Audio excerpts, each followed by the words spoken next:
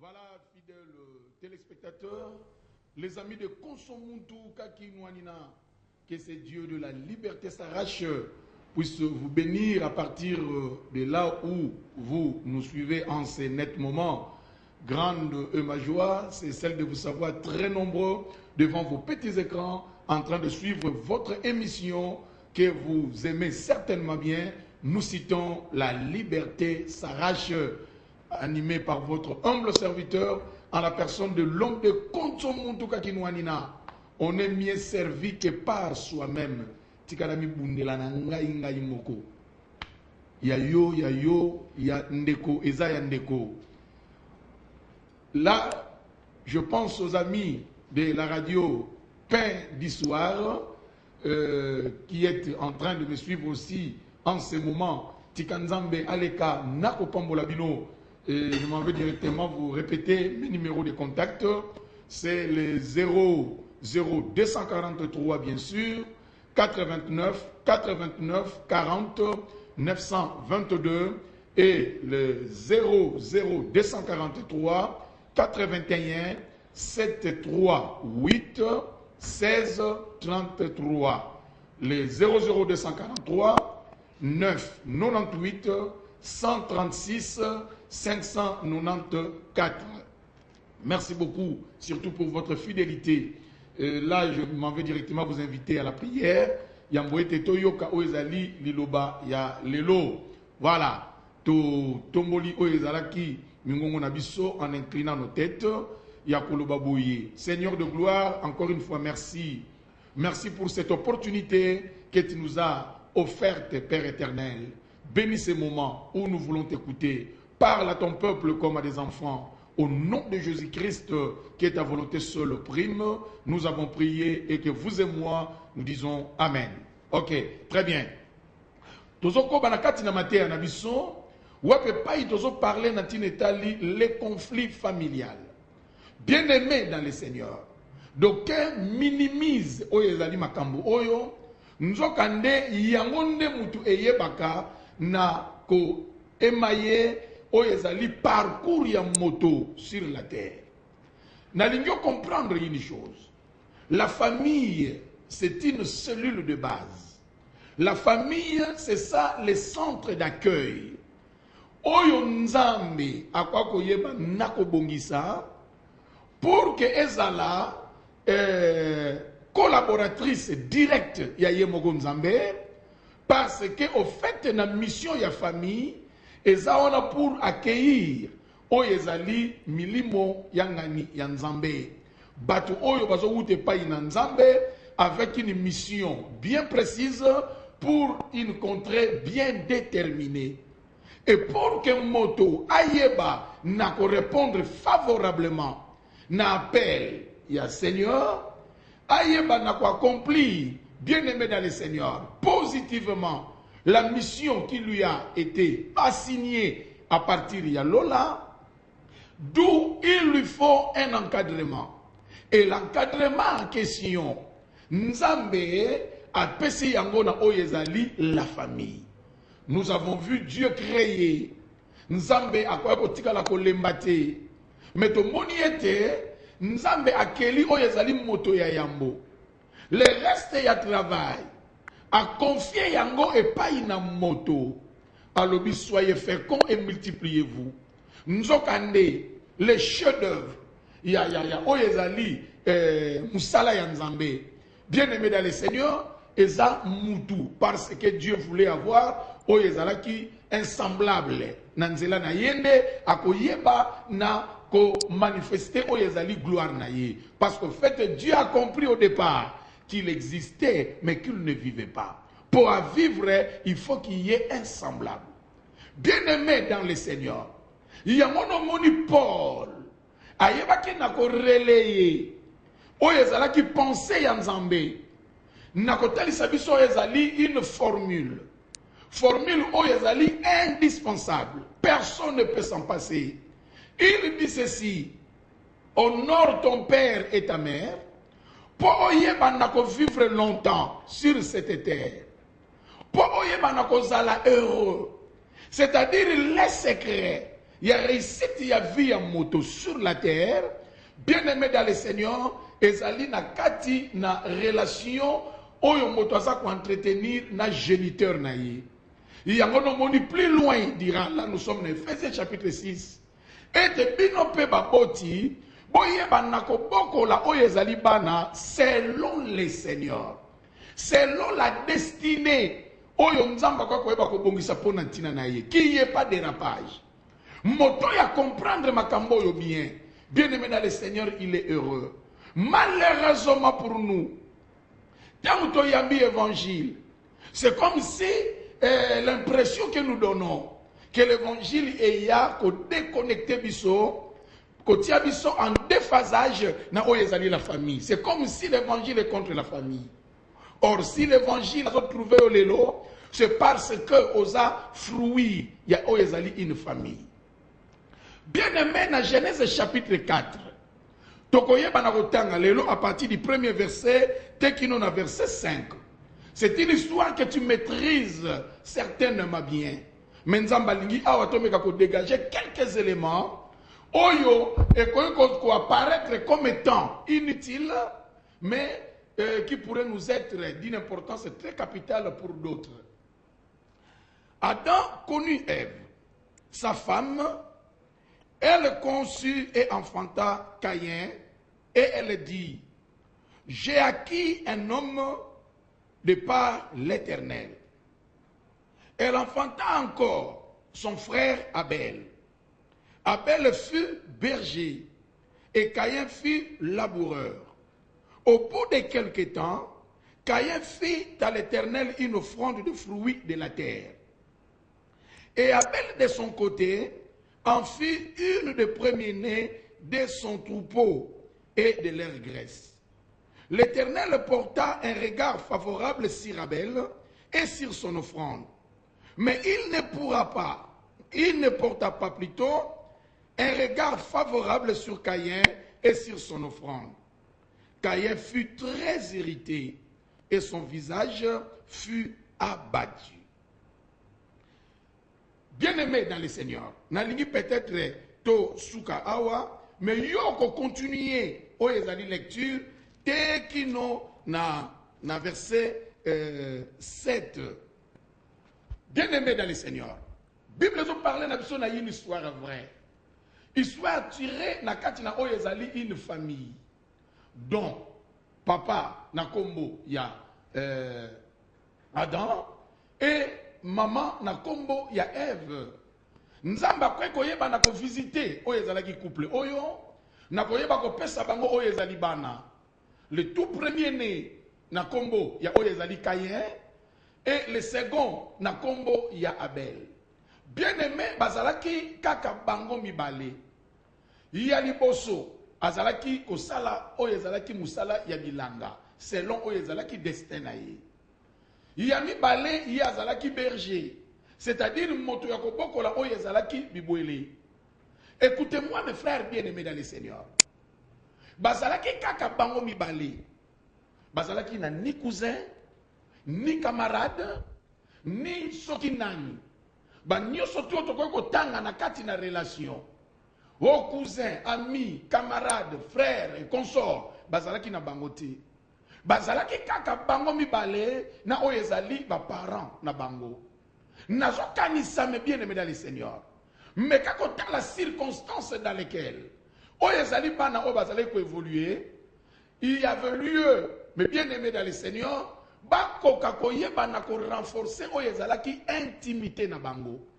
Parce que ndenge nazo yeba amitié, camaraderie, même la fraternité. Et yebaka na kozwa oyezali ba choc. Ko connaître oyo ezali bakwaka tango une personne interposée ayeba kokota na kati nango. C'est là où kisongi ebandaka, c'est là où bamakama mabe ekwa koyeba na koya. Pe eyeba kana ko fragiliser oyo ezali une relation. Et d'ailleurs la Bible nous dit ceci. Celui qui a beaucoup d'amis les a pour son malheur. Nzokande bandeko oyo ezala Caïn tout comme Abel, personne d'entre eux azalaki na oyo tuka kobenga un ami de plus, un frère de plus, bien aimé dans le Seigneur, bazalaki kaka bango mibale. C'est-à-dire to komona awa ba développaki oyo ezalaki intimité ya grave. Écoutez-moi mes frères bien aimés dans le Seigneur. Ba longwe même na niveau ya kozala oyo ezali ba frère kaka, il y a même sang, mais ba comité na niveau ya kozala oyo ezali des amis intimes. Po bazala kaka bango mibale. Mais loko ya participé ya mawa. Oyo toko ya ko constater na suite ya temps. Toye mon accord, famille oyo finalement et connaîtra qui oyo ezala qui des problèmes. Famille eye ko koma brisé. Na lobi na yo e koma ki likambo, kaye grand frère aye banako yina oyo ezali son frère Abel. Yo kanga mes frères bien-aimés dans le Seigneur. T'es na niveau ya ko développer haine oyo ko koma ke akani il faut kakaye banako bomaye.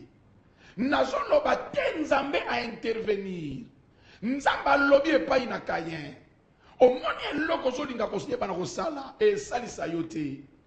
Awa yo zo linga oko kisa posa motema na yo yeba ke oza ko agir malamu te. Nazolo bana mutu moko azolandanga. Peut-être bino pe lokola famille na bino c'est koti problème.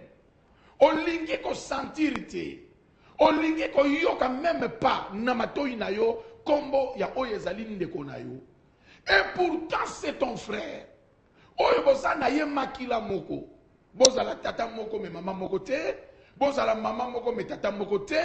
Une chose est vraie, makila oyo zo tambola kati na yo, quelques pourcentages na yango bien aimé dans le Seigneur et vandi na kati na ndeko oyo yo za koyeba na koyina. Nzambe aza d'accord na yango te. Nous avons vu ici Dieu intervenir. L'intervention ya Nzambe na likambo ya Caïn na Abel ezalaki po Nzamba lakisa na ba génération nyonso koya après qu'il n'a jamais été d'accord na conflit entre frères, na conflit entre sœurs, na conflit ya famille. Bien-aimé yoka, ten Nzamba zo pekisa Caïn, Nzamba zo mona gravité. Il y a eloko oyo Caïn zo linga koyeba ko sala na suite na yango, oyo Caïn azo comprendre te lelo. Eloko ya participé ya mawa, na kati na bomo ina batu mingi. Tango toyeba kana ko agir. Bien-aimé to sala kate, oyo ezali évaluation, ya makambo oyo tozo linga koyeba na ko sala. Quand on veut prendre une décision, bien-aimé dans le Seigneur, il faut prendre son temps, il y a qu'on réfléchir. Il y a il y a qu'on sala oyezali ba projection. C'est-à-dire qu'on monne la kalikamuna lelote. Qu'on lingaka jamais qu'on sala emporter na ba sentiment. Lingaka on mona likambo, bien-aimé dans le Seigneur na musika. Acte nazo poser lelo, lobby ekoyeba na ko mema nini. Yoke loko ecclésiaste azoloba moto na mayele ya bwania que l'homme est prudent amonaka déjà danger na musika pe azwaka ba disposition. Ngai question nazotuna, est-ce que loko yozo linga ko sala lelo lobi okokoka koyeba ko assumer oyo ezali ba conséquences nango?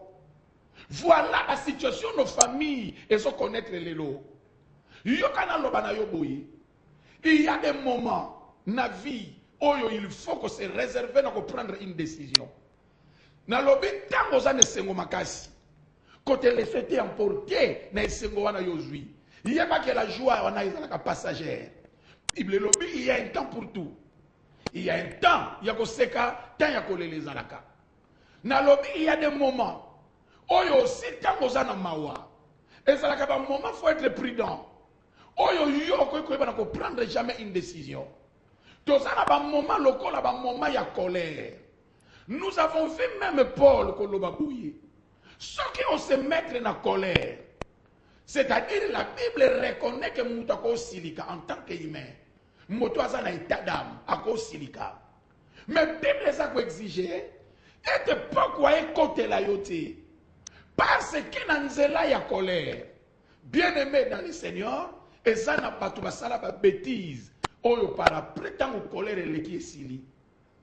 Tant osana kanda, tiens na moto na yo osa déjà habité. Na oyezali na un esprit oyezali étrange. Tiens na mutu na yo, ce n'est plus toi qui agis. Parce que au père de malamoko oyezali ki bo moto. Na lobi na yo ba déficit oyezali ezaleli. Na yebi tata moko suite à colère, azwa fimwa beta mwana na ye. Na lobi na yo nzeta zo betela mwana tout le monde azo kamwa. Ba simba yete parce que mwana za ya ye. A beta mwana nzete ezwa na libumu. Nzoka mwana zaki na rate. Sur place mwana kangama, ba mema mwana na hôpital. Bien aimé dans le Seigneur, ba lobi ke o bozo memela biso aza ebembe. Na lobi c'est alors que tata ye kozonga mutu. Yango mona mutu musoso ya so bunda. Ba ye ba simba ya so tindika batu azo boya aliko yoka mutu te. Tango bitumbe silaka. Tango kolere kendeke. Ba oyebisa ye ke yo penza. Papa na ba vie tino ya ka simba yo. Otindiki ye. Umona mutazo kamwa na tindike pere ba vie tino. Alimbisanga na zalaki sungate. Effectivement, na ba moment wana mutu azalaka lisusu yete, d'où il y a possibilité au commettre oyezali ba dégâts oyo okoya koyeba na ko regretter après.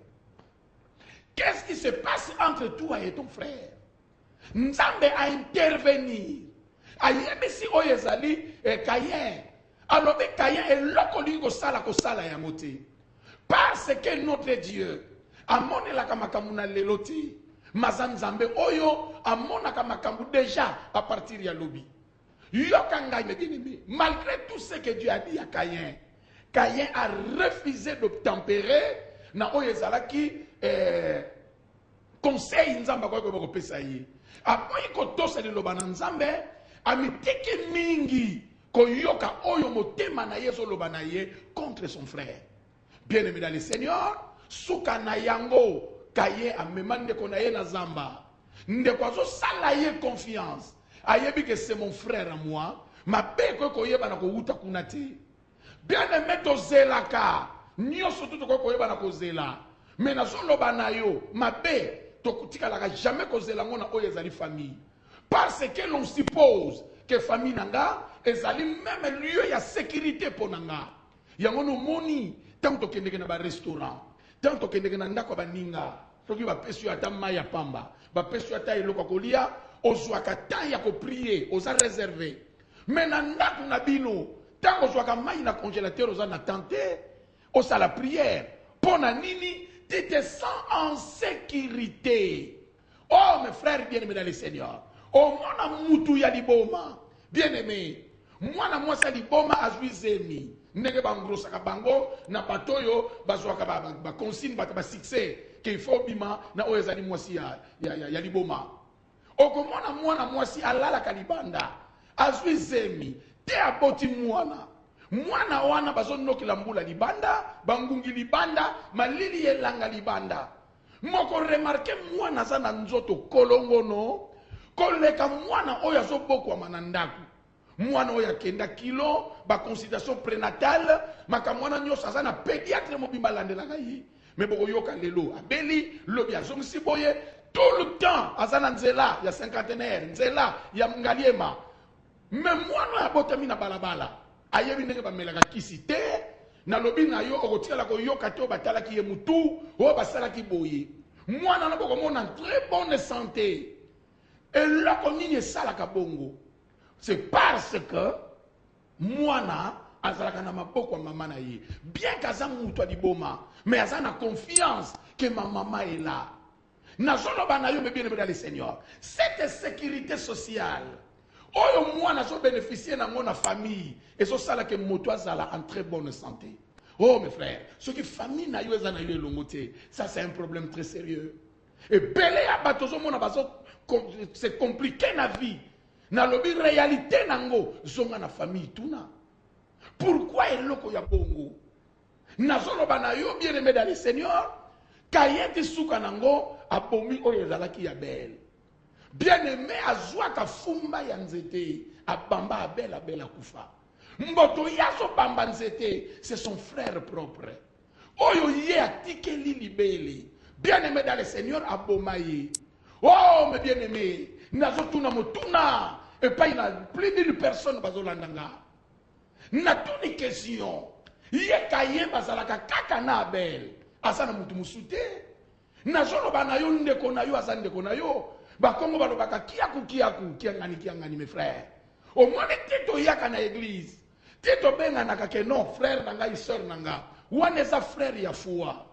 Sœur na yo ya foi. Même ton pasteur a sa papa na yo na foi. Tiana moto na yo un jour boko kabwana kaka. Mendeko na yo ya makila. Ezane loko ekotikala ko kabola binoti. Même la mort etikala ko séparer binoti. Pour que belé ba yebite mystère ya liwa. Qu'est-ce qui se passe après la mort? Et loko to ko yeba na ko comprendre te. Nini yango boko ko wela me bien aimé.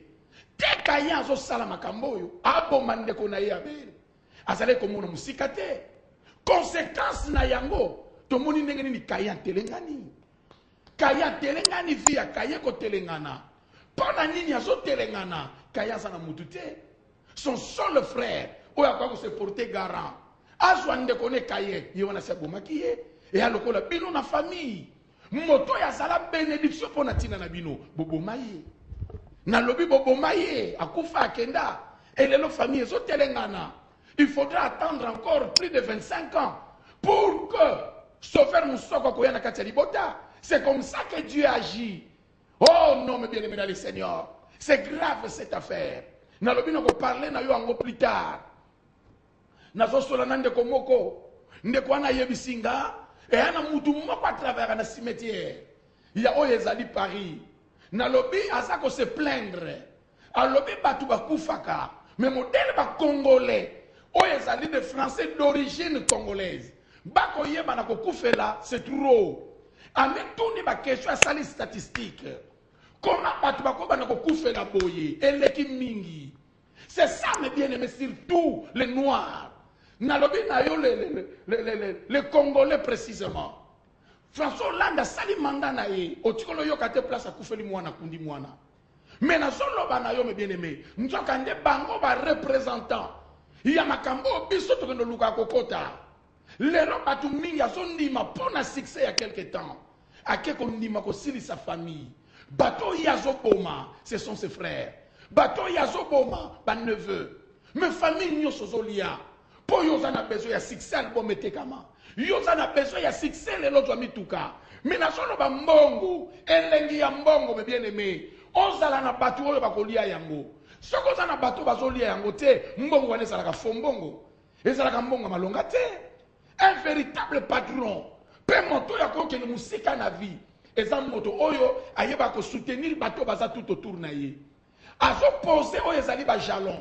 Sima ya lobby bato wana bako yeba ko prendre les relais. Bango ne bako jwa relève. Mbongo wane ko osila te. Mais quel type ya mbongo oyo zoluka? Oyo lelo il faut que tu sacrifies oyo ezali famille. Non, mais bien aimé dans le Seigneur. C'est trop compliqué. Hier, je t'ai ici un aveugle de naissance. Kobika biki, nalobi na yo na synagogue batomboki. Pourquoi ya kobika? Bien aimé dans le Seigneur, ba bengi maman. Po batu na yebe explication. So ki te ba ko bengane na synagogue. Maman na ye me bien aimé. Kotala oyo ezali bentere, ba parents ya jeune homme. Pona bentere, ba sacrifier mwana. Ba lobi ke no bo tuna ye moko il a de l'âge. Ye moko va s'expliquer. Ba parents ba dui ko ba boy ko doit risquer. Il y a qu'on reconnaître que oui, c'est Jésus qui l'a guéri. Pona nini, ba bate di place na bango na synagogue. Ndenge yo so protéger ben terrain na yo na loge. Oh, ezama mingi mes frères bien dans le Seigneur. Lelo famille est aussi là. Na lobi est aussi là. Et na loge moko, ba sula ki ngo décision faut pas kanga loge wana. Mutu mo bimba uti end. Grand maître aye, pona nini se poser un problème. Et ça là qui était décision bazouaki. Il faut pas boma oye sali bana mike, balia ba bébé. Yango maman faut faire attention. omoni batour ya basale nalobi tango balekaka nde pai bazwaka ozali milimo bato mingi mpe bato bayaka na badon oto yeko futela bato baboti bazangi bambongo nde pai bozoteka milimo ya bana. Faut faire beaucoup d'attention. Écoutez mes frères bien-aimés dans le Seigneur, balobi balia ba bébé moko akeko lia bébé na mama na ye nzoka esprit ya mama ezalaki makasi et compliqué oyo ezalaki calcul molimo ya mama ebandi kobima ebandi komenacer loge babundi na forme tout po bamaîtriser esprit wana bien-aimé bamaîtriser yango te. Grand maître auti ende alobi nazo comprendre esaleli na bino te balobi balia ba bébé yokelia na mama et à lokola lisolo wana à suivre et à lokola yo finalement famille yango kotikala na nani Caïn a bomi Abel tango a bomi Abel yazomona ke atu du répondant na situation azalaki nango actuelle. Or un homme normal atalaka lelo tatalaka musika. Oh mes bien-aimés dans le Seigneur, moto oyo aza visionnaire te akwa kolinga te akwa ko supporter te yo kanga mes bien-aimés dans le Seigneur. Caïn a telengani nenge bino bozo telengana lelo omoni même mbongo anga boza nango te kasi kindoki na bino bino omoni kindoki ya kosilisa oyo ezali famille. Non mes frères bien-aimés dans le Seigneur, problème ya Caïn c'était quoi? Ezalaki nango kaka likambo ya offrande. Bien-aimé, il faut pas payer sa offrande pa ina nzambe. Nzokande l'offrande. Bien-aimé dans le Seigneur, ezana comme soubassement la disponibilité ya cœur. Nalobi valeur ya offrande. Grandeur to petitesse na yango eko dépendre na disponibilité ya cœur. Nalobi moto apesaka kolandama oyo yaso résoudre na motema na ye. Yango moni nzambe tango esengaki batonga tabernacle alobi epai na Moïse okotuilanga offrande epai na oyo ezali peuple mais zwa yango kaka na maboko ya mutu aza motema malamu parce que l'offrande corrobore. Bien-aimé dans le Seigneur, na disponibilité ya oyo ezali cœur ya mutu. Écoutez-moi mes frères bien-aimés dans le Seigneur, ndenge mutu azolingela bon mona ngo ezalaka manifeste à partir ya offrande oyo abimisi. L'offrande est consécutive na oyo ezali disponibilité ya cœur ya mutu. Le laboureur partait ya musala oyo yazali kosala, c'est-à-dire Caïn akeko jwa oyo ezalaki ba fleur et consort abongisi une offrande. Et zo utawapi na motema. Abel aussi à son tour à quel partant ya oyo ezali musala ya salaka. Parce que là où est ton trésor, c'est là aussi sera ton cœur. A suivre oyo ezali son offrande. Bien-aimé, babonzi offrande pa ina nzambe. Tango babonzi nzambe oyo ajijaka oyo ezali mitema, le sondeur ya oyo ezali pensée ya moto a jugé bon dans sa souveraineté ya ko rejeter l'offrande ya Caïn pour ayeba na ko admettre l'offrande ya Abel. Nalobi na yo na bango mibale moko te kati na bango asalaki effort